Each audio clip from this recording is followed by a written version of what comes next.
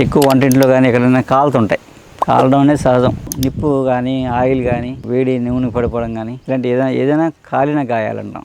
ఆ కాలడం వల్ల అయితే వేడి నీళ్ళు పడిపోయి బొబ్బలు వచ్చేసిన అలా కాలిన గాయాలకి తెల్ల శంఖపుష్పి ఆకులు, దీనికైతే తెల్లది లేకపోతే నీలం రంగు పూలైనా పర్లేదు. ఆ ఆకులు దంచి ఒక పావు కేజీ ఆకులు మెచ్చగా దంచి రసం తీస్తే కొద్దిగా రసం వస్తుంది. ఆ రసంలో కొబ్బరి నూనె వేయండి. 50 ml రసం, శంఖపుష్పి ఆకుల రసం 50 ml, పావు కిలో కొబ్బరి నూనె, ప్యూర్ కొబ్బరి నూనెలో రసం వేసి నెమ్మదిగా సిమ్లో చిన్న మంట మీద మరిగిస్తే అది మరిగి ఈ రసం అంతా ఎవాపరేట్ అయిపోయి మీకు కొద్దిగా ఆయిల్ మాత్రం మిగులుద్ది అనమాట.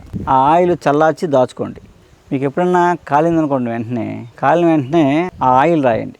రాస్తే కాలిన పుండు పడదు. ఒకవేళ ఎప్పుడైనా పుండు పడిపోయింది అనుకోండి, పైన రోజు రాస్తే ఆ పుండు కూడా మానిపోయి కొత్త చర్మం వచ్చేస్తుంది అనమాట. కాలిన గాయాలకి బాగా పనిచేస్తుంది.